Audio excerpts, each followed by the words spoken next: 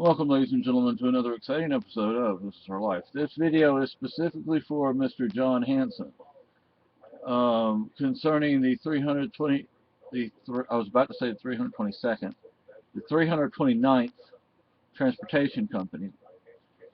My dad was a company commander in Vietnam. Now, I thought he was in Tan Son Nhut. I don't know if I'm pronouncing that right. If I'm not pronouncing it correctly, my apologies. Sorry, I have to do that because I fold my arms in front of me and I trap my more than foot-long beard under my arms.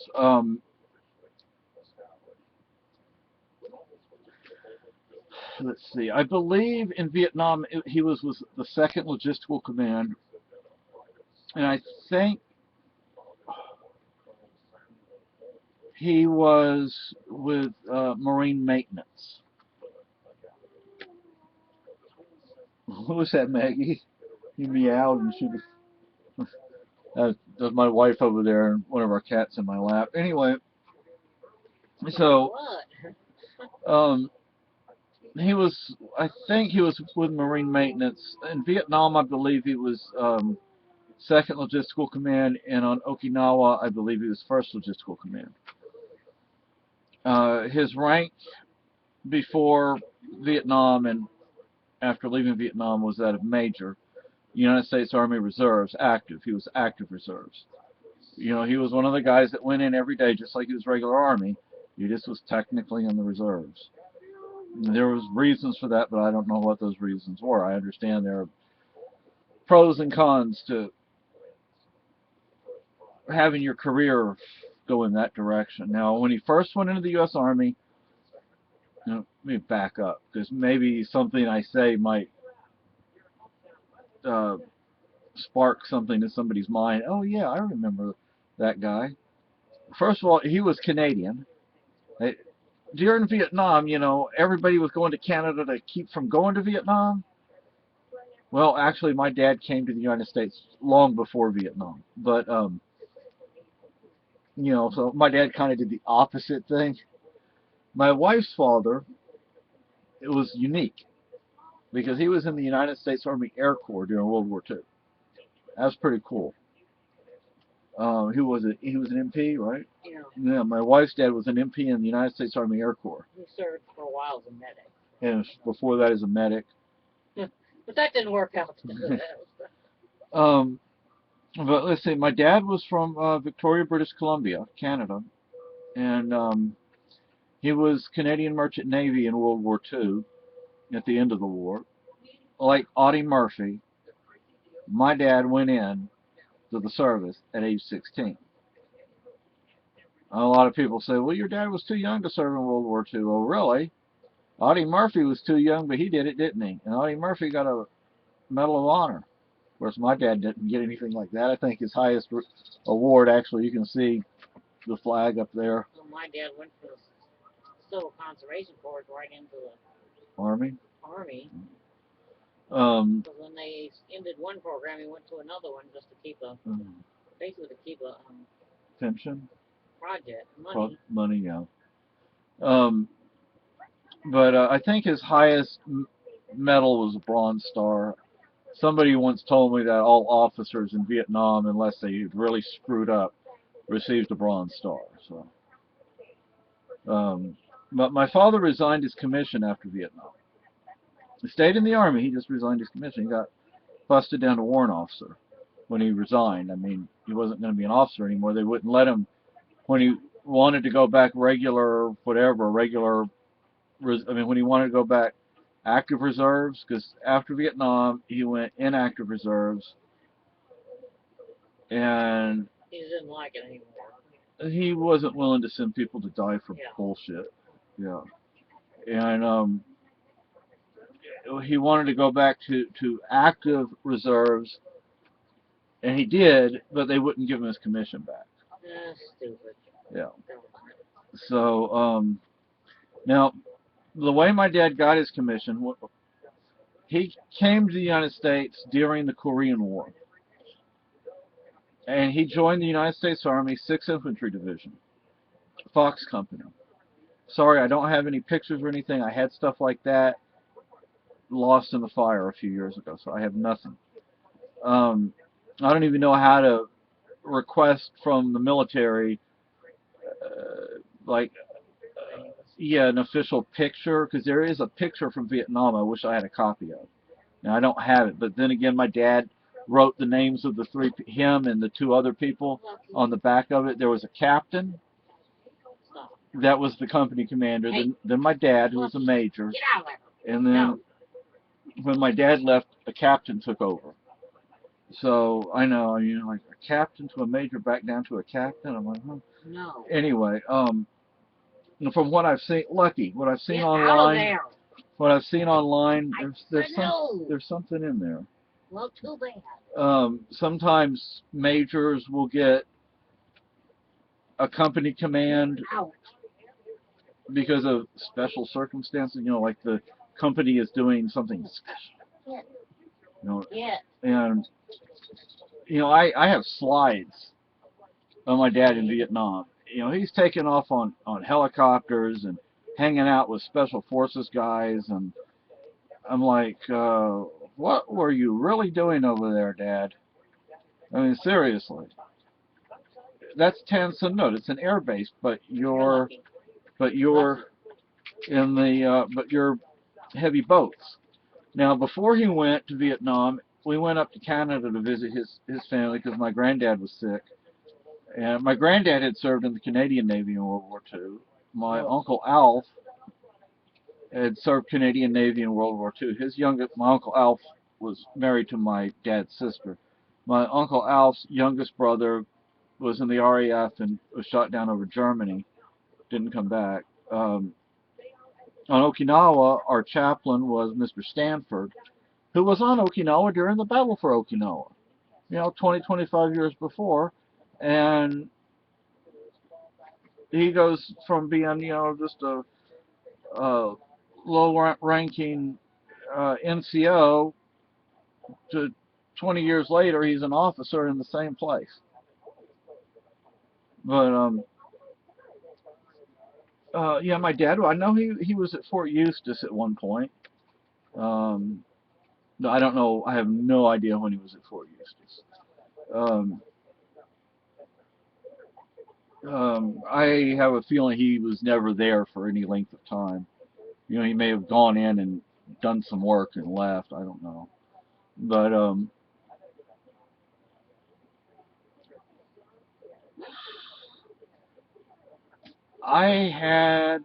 they may be on slides. Is there pictures? I don't think I have them anymore. But if there are slides, it was monsoon. And, my dad had started off as a private in the infantry. So my dad could appreciate what the NCOs went through. And there he is, trying to help get this big piece of heavy equipment out of the mud, and he's caked in the mud just like the privates and corporals are. How many officers are actually willing to do that? Here, honey. Thank you, sir. But anyway, so my dad wasn't a metal hog. I don't know what you guys call him, actually. There's some medals up there. I think all those are Army medals. I don't think I have any of his medals from the Navy. Those are all replacements from after the fire. I lost everything, and those are things I have replaced, because I used to actually have the medals that he was awarded. But I'd love to find somebody that knew him. So the way he got his commission was he was in the 6th Infantry Division, Fox Company, and he was a ship's engineer. And there's a reason he was with boats and ships and all that his career, in the Army. A lot of people think, well, Army, but he's working with ships. Yes. In Spain, he was port commander. There were 5 ports. Cadiz was the only significant port. The other ports he might have to go to once or twice a week. Cadiz was like every day or almost every day. Then we were in Hanau, Germany, West Germany, and then drive me crazy. We were in Germany on TTY. Then we were Virginia. I think he went there to help us settle in, and went to Canada to see his family, especially my granddad. And then we're flying from Penticton, BC to Victoria, BC on a DC-3, and we hit an air pocket. I go up, the plane goes down. My dad reaches up, grabs me, and pulls me back down. Must have been interesting for you. Though. Yeah, I mean, I wonder if I bumped my head. Maybe that's why I'm so insane. Oh. Ah! Anyway, You went thump. yeah. So, I mean, seriously, how many Canadians during Vietnam served in Vietnam in the U.S. military? I wouldn't think a whole lot of them. But he was a Korean War veteran. He was a Vietnam War veteran. He was a World War II veteran. My dad's dad, my wife's dad, excuse me, was a World War II veteran. And my brother served in Vietnam while you were in Okinawa. Served on Okinawa while you were on as a kid as Yeah, Okinawa. my wife's brother was in Thailand with the Air Force, right? Yeah, Air Force. I wonder if your father bumped into my brother. Very possible. Very possible. And my dad wasn't one of those a-hole officers, you know. I mean, my first girlfriend, I mean, I don't know what else to call her. She was my BFF, I don't know. Her dad was a West Pointer. He thought his you-know-what didn't stink. He thought he was better than everybody. He's one of those users. Yeah. But my dad, you know, he was blue collar all the way. You know, he wasn't, as far as I know, he was never a stuck-up kind of officer, you know. Like I said, I mean, there are slides of him caked in mud out there trying to get some heavy equipment out, working with privates and corporals. How many officers do that? He didn't have to do that. Yeah. You know, he could have told other people to go out and help him, but no, he went out and helped them. It was his job. But how he got his commission was he was in the 6th Infantry Division, Fort Ord, California, and the military found out he was a ship's engineer, or stoker.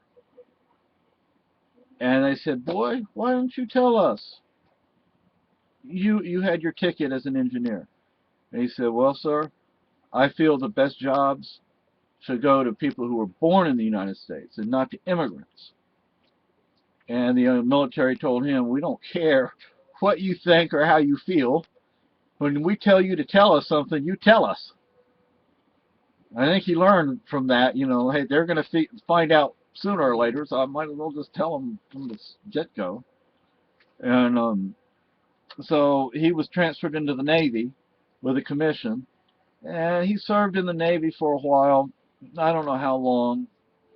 Not a whole. He was on the USS Shasta 86 and a few other ships, but he was in Vietnam, I believe, 66 to 67.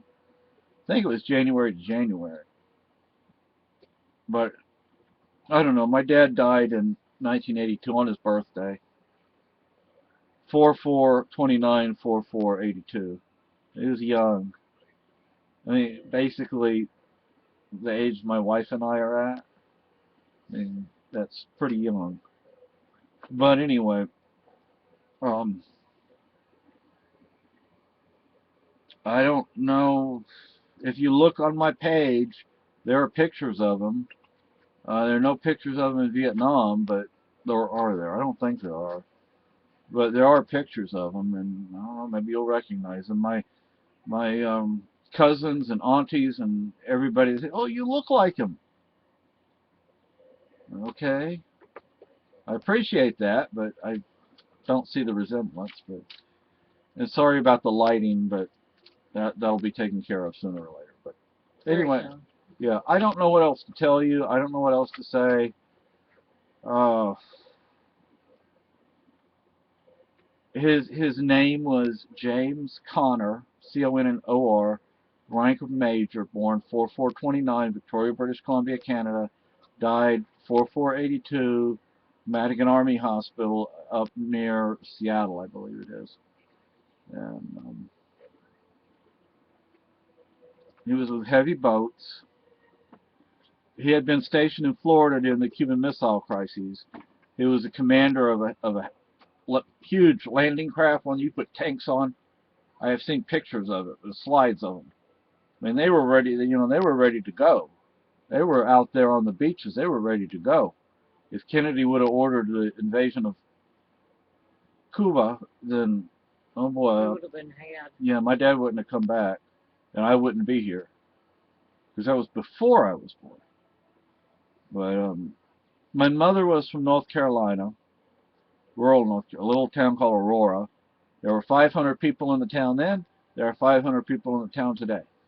There's one restaurant as far as I know, and they don't like outsiders, but they don't seem to anyway. Man, goody goody. No. But I don't. My dad had brown hair. I don't know what color his eyes were. I don't know. I don't know what else to tell you.